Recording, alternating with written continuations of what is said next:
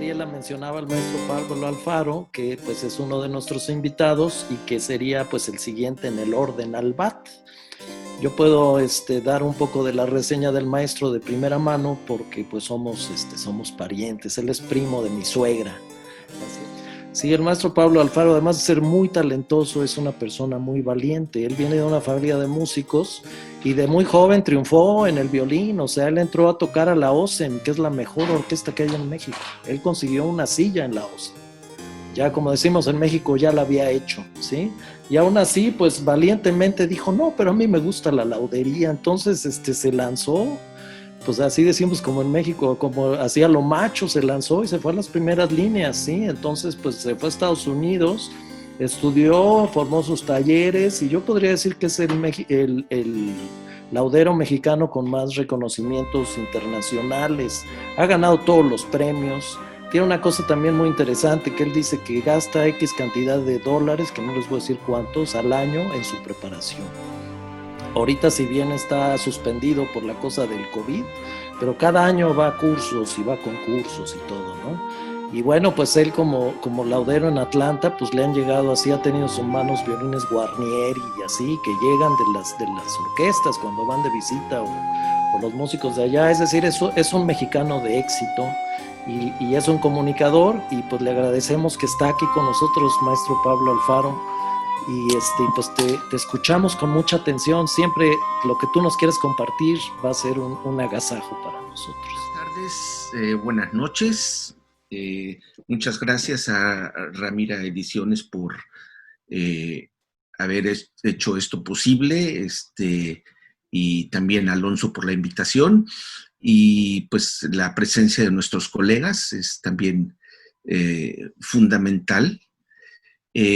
Bueno, quiero entrar en materia. Voy a contar un poco acerca de donde yo me encuentro, por qué estoy en la laudería. Originalmente, bueno, yo fui concebido probablemente por mis padres para ser músico, y yo pues crecí en el seno de una familia, pues hay muy pocas como la mía.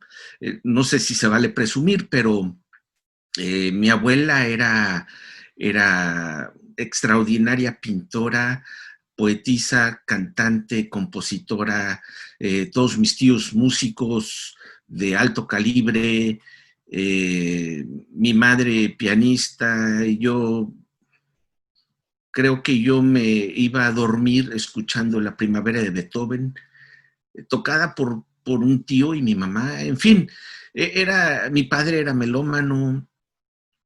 Fue un ambiente muy importante bueno, que me orilló a tomar la decisión de mi vida en lo que yo quería hacer. Y bueno, la otra opción era ser futbolista de Cruz Azul, y bueno, por alguna razón me decidí por la música. Creo que fue lo correcto. A los 12 años fui enviado a Europa a estudiar violín. Un tío mío que todavía vive allá, pues era primer cello en una orquesta en Bélgica, y bueno, tuvieron a bien a aceptarme como un miembro más de la familia. Y bueno, tuve la oportunidad de crecer mucho allá, aprender un idioma extranjero a los 12 años, enfrentarme a otra cultura, a otro clima, a otras tradiciones, a tener un gran maestro de violín que fue el maestro Emanuel Koch, que era concertino de una orquesta holandesa, de la cual un primo mío ahora es primer cello. Y bueno, cuando estaba yo en Europa, descubrí la laudería porque acompañé a mi tío a un taller a Holanda, donde no son profesionales. Es una broma. Fuimos a visitar al maestro Lindemann, un gran restaurador, y cuando yo entré al taller, descubrí que la laudería era el amor de mi vida. Fue amor a primera vista. Y no me quedé con las ganas de que solo fuera un sueño. Por razones de la vida tuve que crecer como músico. Y bueno, sí tuve oportunidad de ser integrante de varias orquestas en México, donde toqué 18 años profesionalmente. Toqué en la Sinfónica Nacional, toqué en la Filarmónica de la Ciudad de México, en la Sinfónica del Estado de México, en la Orquesta de Música Popular en Jalapa, en el cuarteto de la SEC en Jalapa también. En fin, mi carrera musical, bueno, estaba ya establecida. Sin embargo, pues después de 18 años haciendo lo mismo, lo que siguiera iba a ser probablemente igual. Y yo tenía ese amor por la laudería y no quería esperarme a mi próxima reencarnación para poder ser laudero, porque además, ¿qué tal que no hay reencarnación? ¿Y qué tal que la próxima vez no me fuera a gustar la laudería? Entonces dije, no, mejor ahora o nunca. Y me armé de valor y me fui a Jalapa a estudiar laudería al taller libre de artes de la Universidad Veracruzana. Y bueno, ahí estudié con un plan de estudios un poco, pues digamos, no tan bien establecido como el que tienen en la Escuela de Querétaro, donde salen muy bien formados, muy bien formados. Nosotros era un taller libre en el que la gente podía ir a hacer jaranas o quenas o violines y yo decidí dedicarme más a la cuestión del restauro porque pues es realmente lo que necesita el músico. Yo como músico me enfrenté a tener que lidiar con los lauderos de la época, que en su mayoría, en ese entonces, eran algo así como hippies venidos a más, hippies de callejón, de aretitos y pulseritas, venidos a más. Y yo me preguntaba, pero ¿cómo es posible que un violín, y si alguien tuviera un violín fino, fuera a caer en manos de alguien que está fuera de contexto? Había un maestro restaurador que yo conocí ya muy viejito en México, que se llamó Klaus Frank, que era extraordinario, pero desgraciadamente él no dejó escuela. Y los pocos lauderos que había en aquel entonces, a los cuales yo tenía acceso, pues no llenaron mis perspectivas. No había una comunicación entre el lenguaje del laudero, entre el lenguaje del músico y el conocimiento de ambas actividades interrelacionadas. Entonces, cuando yo estudié laudería, siempre como laudero me quise poner del lado del músico para poder llenar esas expectativas. Y como músico también me puse del lado del laudero.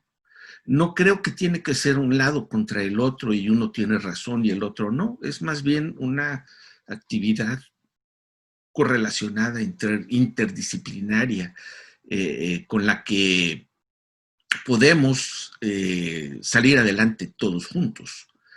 Entonces,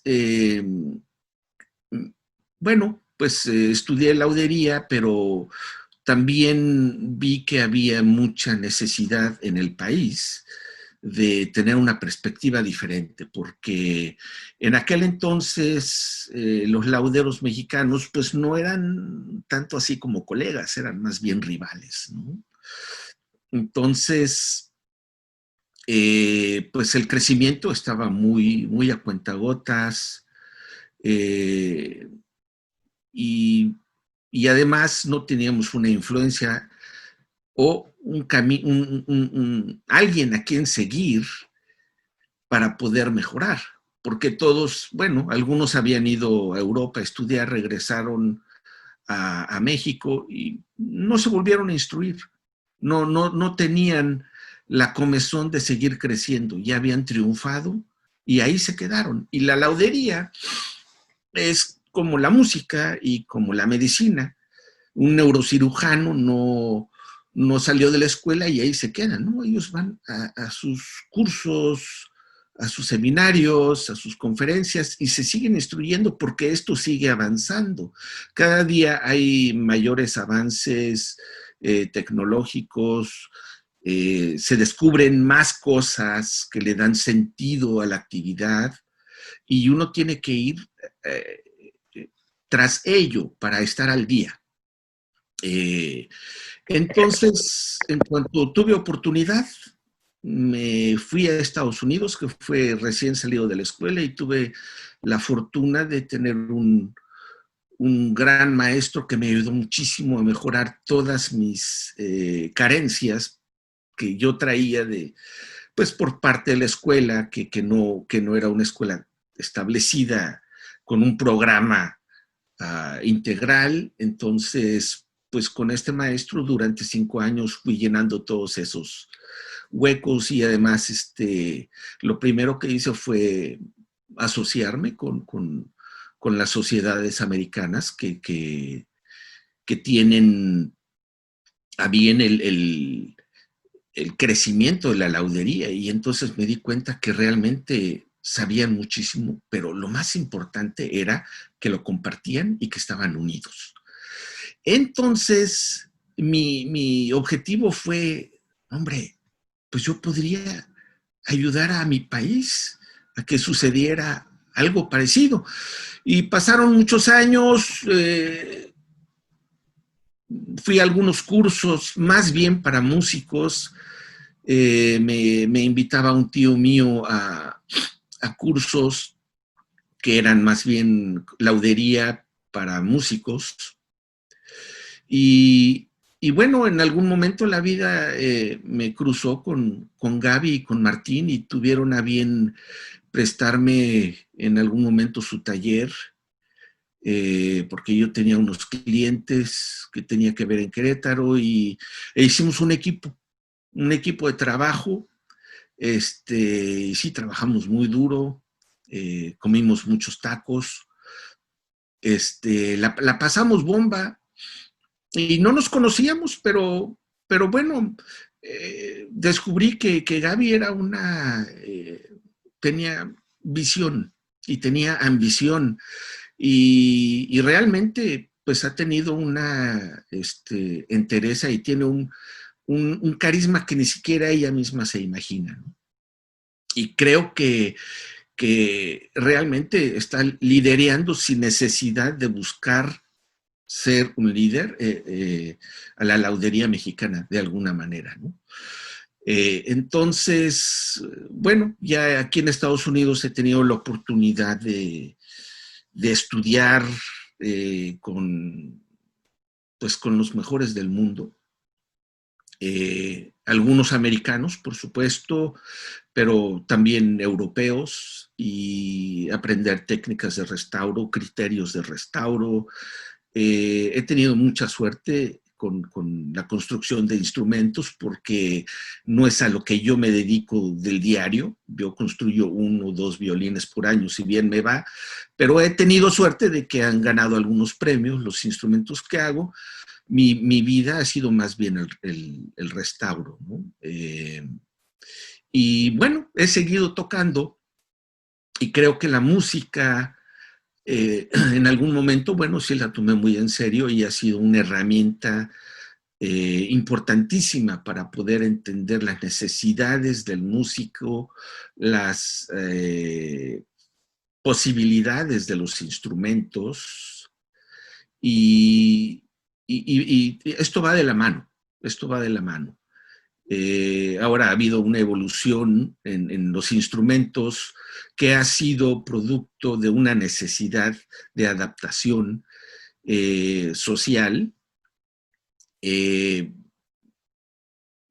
violín evolucionó evidentemente de otros instrumentos, ¿no? Que fueron la vihuela de arco, el rabel, y eran instrumentos que eran más bien del pópulo, pero fueron evolucionando y fueron llenando los huecos que la música necesitaba llenar, porque en aquel entonces el sonido de los instrumentos de la familia de las violas ya no llenaba las expectativas que eran requeridas. Y bueno, fueron evolucionando los instrumentos, y no nada más los instrumentos, las cuerdas, la moda,